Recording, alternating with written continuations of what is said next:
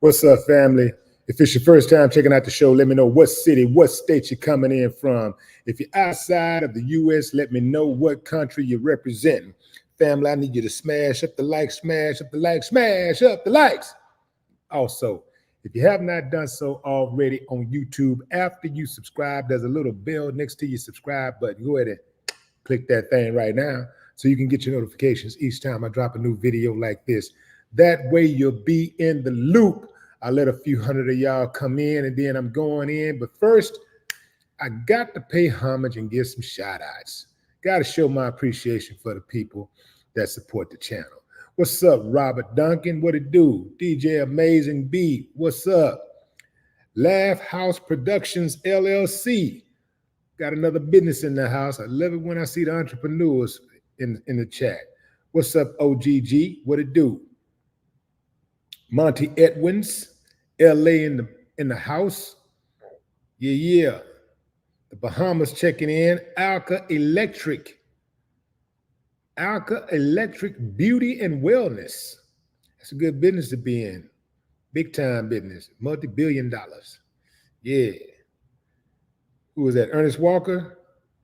Freeish MBNC6. Tracy White, Arlington, Texas, in the building. What y'all know? What y'all know about the Texans? You know what I'm talking about? I'm going in, fam. I'm going in.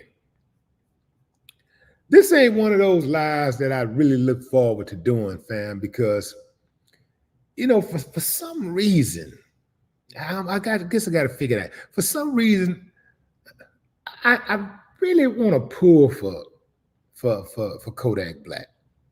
You know, I think the dude got so much potential, you know, and he just can't get out of his own way. Can't get out of his own way. So Kodak Black was busted for cocaine. He was found asleep at the wheel, cops say. He's behind bars after getting arrested for cocaine possession, and cops say he tried to hide the evidence right in front of them. According to the report, cops in Plantation, Florida, Plantation, go figure, say they spotted a black Bentley SUV blocking a roadway Thursday morning, which obviously they saw as an accident waiting to happen. Plantation PD says the SUV's window was halfway down, and they found Kodak asleep in the driver's seat with a strong odor of cannabis coming from inside the vehicle. They say Kodak admitted there was weed in the SUV, but when the officer noticed a styrofoam cup that reeked of alcohol, he told Kodak to exit the vehicle. The officer says he noticed Kodak turned his back to him and saw white powder falling on the ground next to Kodak as he was standing in front of the patrol vehicle's beaming headlights. According to the report, the officer then noticed Kodak's mouth full of white powder and later observed several white rock-like objects on the ground, which Kodak allegedly said was Percocet. However, the officer tested the powder on the scene and says it came back positive for cocaine.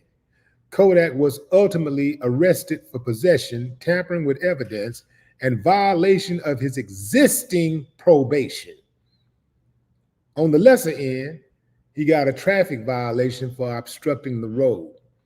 His Bentley SUV was towed, and cops say the ride looked like it had been in an accident, noting damage to the bumper and door. Kodak's had trouble staying clean and amid his probation conditions in the past. It appears, family, that Kodak is still a work in progress.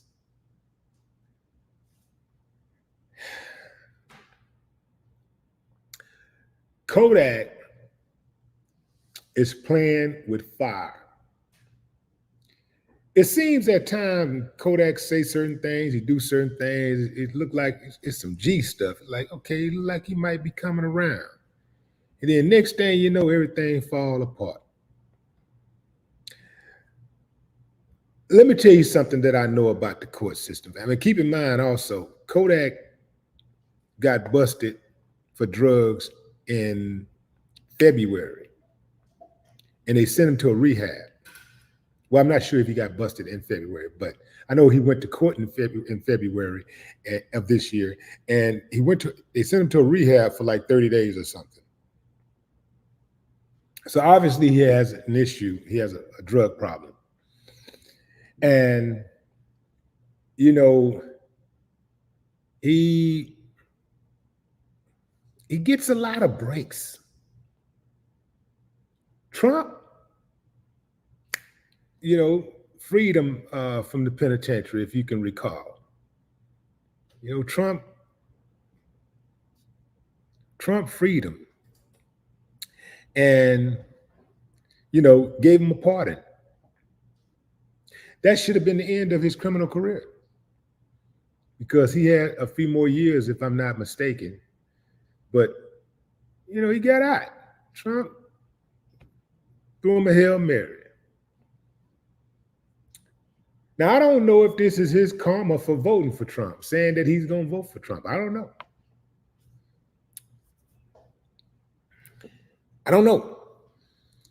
But,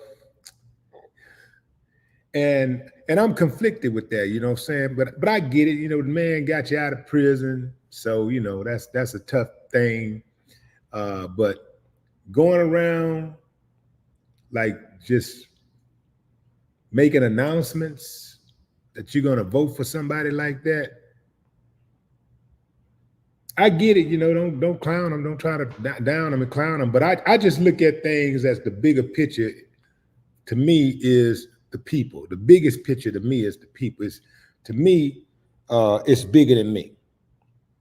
One of the reasons why I've been blessed beyond blessings is because the decisions that I make a lot of decisions based on the big picture. And the big picture is bigger than me. It's not just about me. The decisions that I make impact my kids. It impact my friends, my family members. It impact my fans, my supporters. It impact society in general, people that don't even know me, people that don't even support me. So I have to be cognizant of that because too much is given, much is required. Now, I know I got some age on Kodak and he got some learning to do because I was not the person at whatever age Kodak is. I know he's like 20 something, like mid 20s or something like that. Let me see, Kodak Black. Kodak is 26 years old, right? So I wasn't the person at 26 that I am now. But here's the thing, for those of you out there, you youngsters out there who think that you got time and who use youth as an excuse to make mistakes and not be held accountable or to live up to your expectations, you might not get a second chance. If you go up in that house with that gun to try to rob them people, you might come out in a body bag. You may not get a second chance. If you get pulled over with that dope, you might get that 20-year sentence. You might get a 30-year sentence. If you squeeze that trigger, if you, embezzle that money, you may not get the same break as the other person got. I got a buddy, or had a buddy,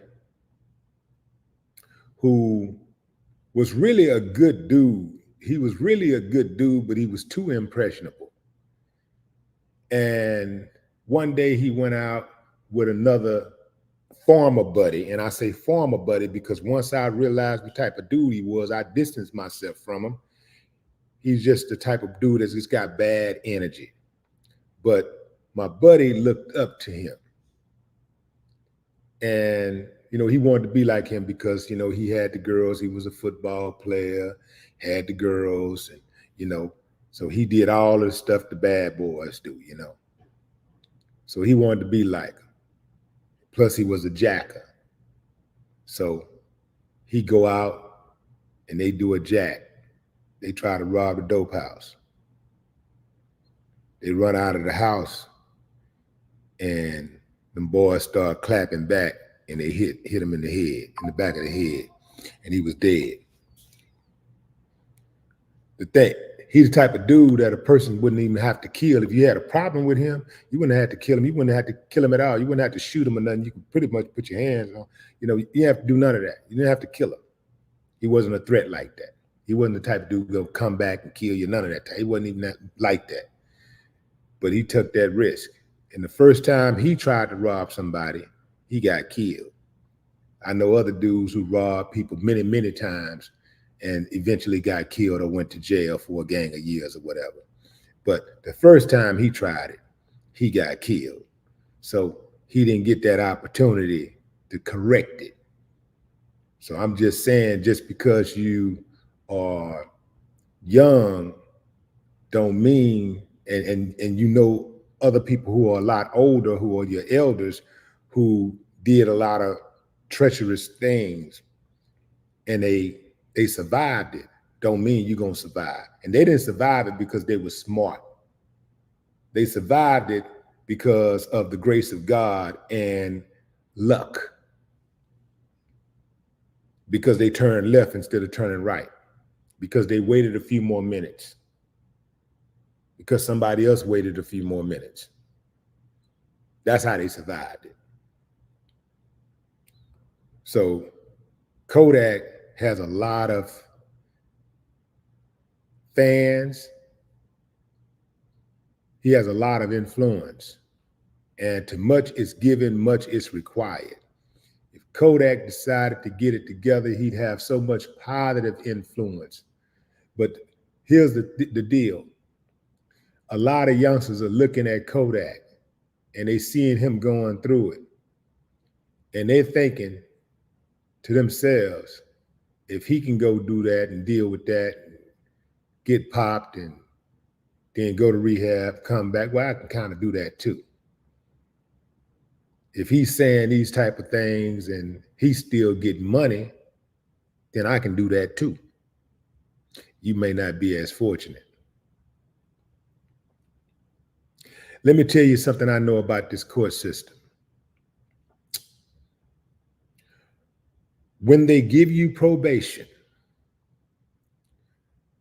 first of all, that is a blessing that you got probation and they didn't send you to jail. Now, some dudes who are more hardened or whatever, they look at probation like, nah, that's a setup because I'm gonna do something else. Nah, I need to have a clean slate. So I'd rather go to penitentiary, do my 3 years, and then, come out with no probation. That's how some of them think. But oftentimes they'll give you probation, especially if you are a first-time offender. They'll give you probation oftentimes, and that is more like one of them type of situations where we're going to give you a second chance. So we'll give you some probation. A lot of times they give you probation knowing you're going to mess up again. So the next time you mess up, because you're already on probation, ain't nothing to say. It's very hard to defend a person. It's hard to defend a client when your client is already on probation for the exact same thing they're being accused of currently. That is very difficult to do. Nobody's going to believe you. The jury, if you take it to trial, the jury is not going to believe you. The judge who gave you the time, if you end up back in his court, if you violate your conditions of your parole, your probation, that judge is going to take it personal. Oh, you think I'm playing? Oh, you think it's a game? So let me give you some of this time so, you can understand the gravity of this situation. I'm gonna give you some of this time. They really take it personal. And they're not taking it personal because they're trying to protect society. They take it personal because they're arrogant. That's right. I said it. They take it personal because they're arrogant. It's like, your parent tell you to do something and you don't do it. And so now you finna get punished,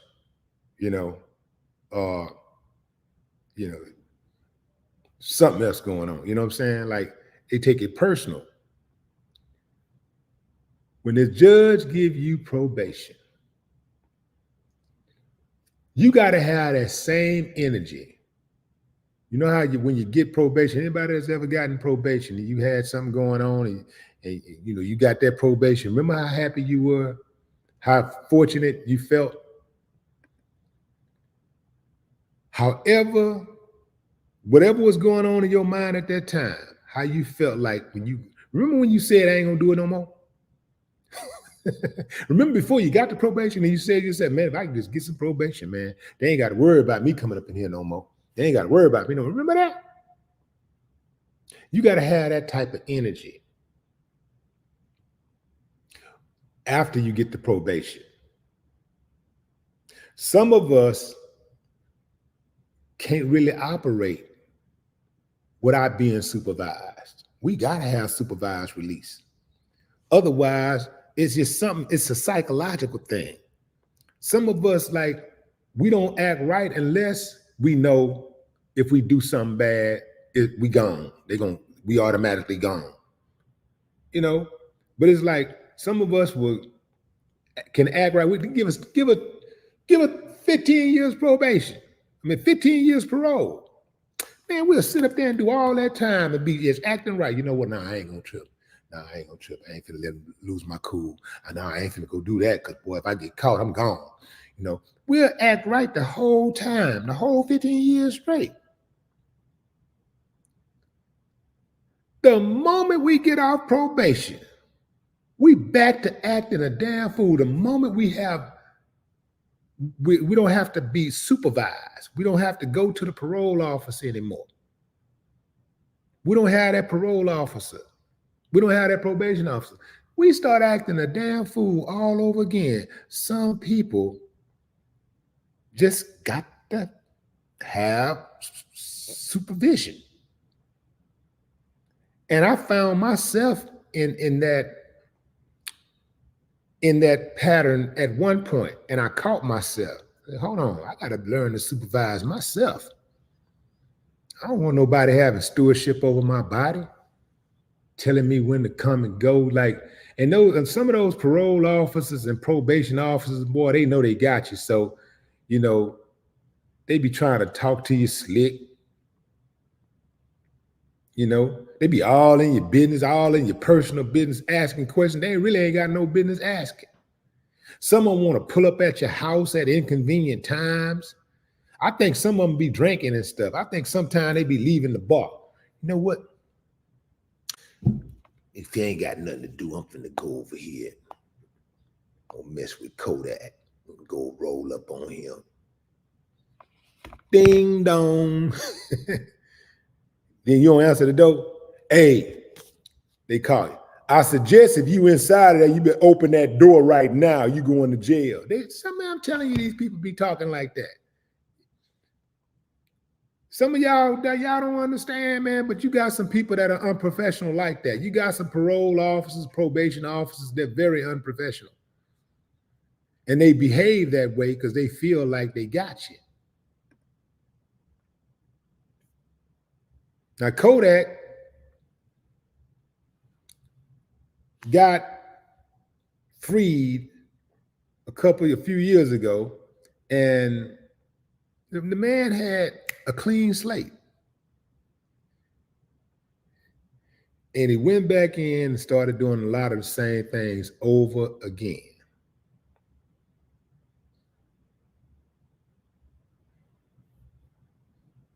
So some of us are just pain freaks, fam. That's just how it is. Some of us are just pain freaks, and but people are changed when the pain of the same becomes greater than the pain of the change. Going into the comments. What's up, Grace? LeakU.com. What's up? Free life, freestyles. Ashley Baker. True story. True story. Jail can sometimes save the life of a person that's fighting addiction, because you got to sit down. Now, depending on what you're addicted to, you might be able to still get it in prison. You get it in jail, you get it in prison. It's a lot easier to get stuff in prison, but you can pretty much get anything because you got a lot of corrupt COs, corrupt warrants, wardens. So you can get almost anything you can get in the free world, you can get in prison.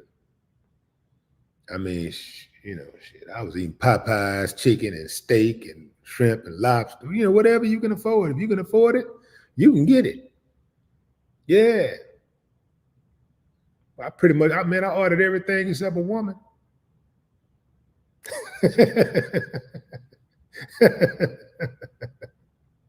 Yeah, straight up, fam. Straight up. So yeah, jail can save the life of a person that's fighting addiction, because it gives you an opportunity to detox, and at the same time, even if you do something in jail, you ain't gonna do it as much as you would do it when you're in the free world. Like you ain't just seeing dudes just doped out going like in jail. You ain't gonna just be seeing that type of thing.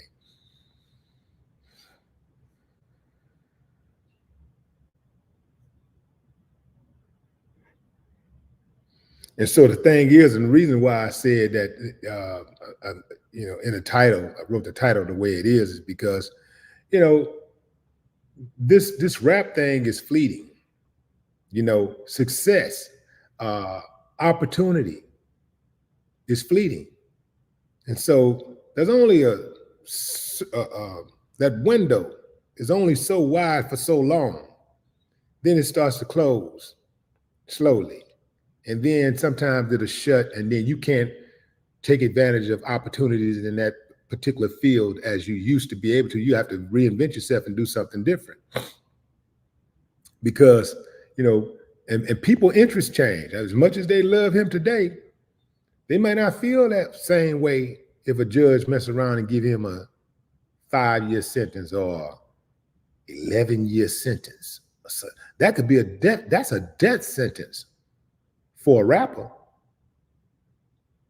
For a rapper to have to go sit down for 10 years, that's a death sentence. Now, there have been a few who've been able to get out and make some money after 10 years, but not no big money, not the kind of money they was making when they was hot, when they were in their prime and they threw it away. Not that kind of money. That audience has moved on. Those fans have moved on. Those fans are older and their priorities have shifted. So the money ain't like it used to be. BB, what up?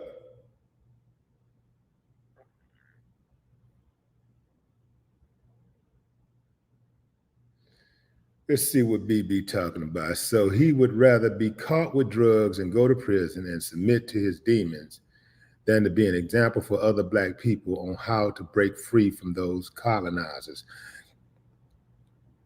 I would say this, BB. I don't like, once a person is addicted to drugs, like,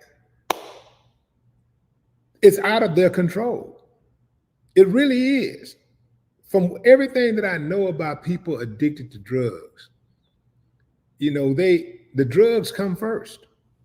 The drugs come before mama, daddy, sister, brother, daughter, son, wife, husband, boyfriend, girlfriend. The drugs come first. Drugs come before the job.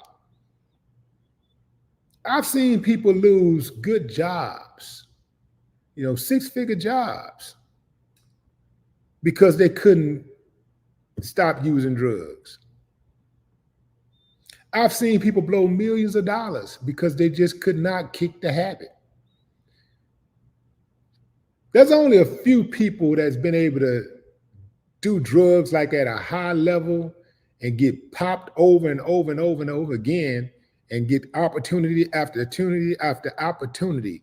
And one person that comes to mind always is Robert Downey Jr. That dude has gotten so many chances. And we all know if Robert Downey Jr. was black, ain't no way he would have got that many opportunities. The first, if he was a black star, like a big man, you let Denzel, somebody like Denzel, end up on drugs and getting popped, man, career over, just like that, man. They'll just turn their back on him so fast, but they just constantly give dude opportunities. Like, I mean, I'm talking about as soon as he come out of jail, he in a blockbuster movie. His first offer is a blockbuster movie. But that's an exception. That ain't the rule. And so we have to stop looking at, we have to stop taking these risks based on exceptions. You know, I'm talking about these bad risks based on the exceptions of the people that got through it. We got to look at the ones who, you know, the long list of the ones who didn't.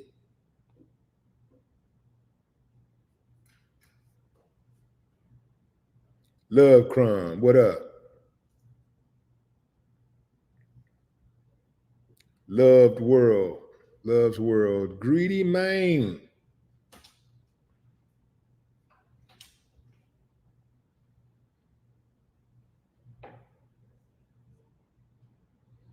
Andrew Thor.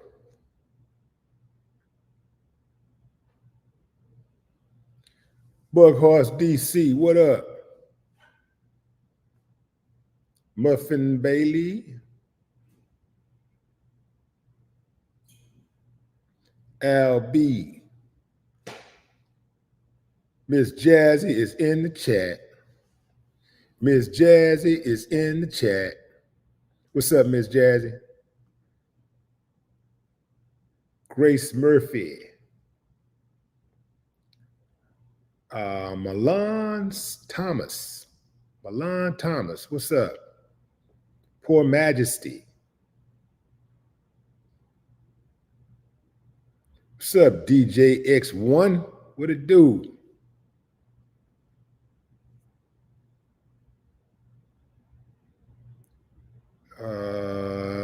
Queso I am. Said Queso I am.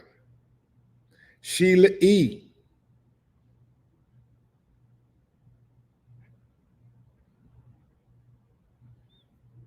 BB.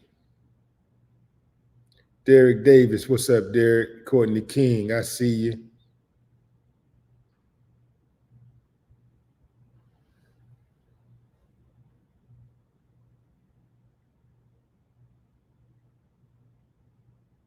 What's up, Stephanie Bell?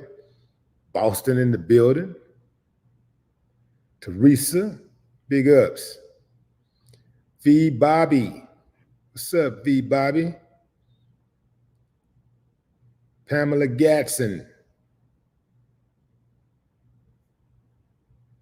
Joseph Hudson III. Boy got tradition behind his name. Joseph Hudson III.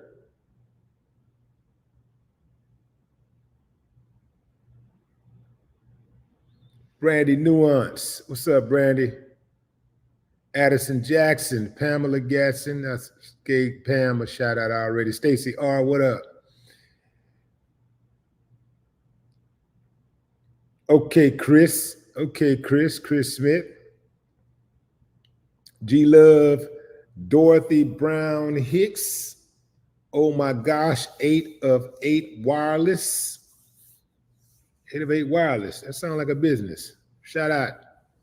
Shout out to all of the business people out there. And Judge Drez, that's my time, fam. I appreciate y'all joining the live. Kodak, man, what can you say? What's up, Thomasina, what's up, Thomasina? Appreciate you. Yeah, Kodak Black, I don't know, the dude a Trump supporter, so I'm supposed to not care nothing about him. But it's something about that little dude that, it's something about the little dude I like. I want to see him make it. You know what I'm saying? I really want to see the dude make it. I really want to see him turning life around. That's my time, fam. Until next time, no more talk.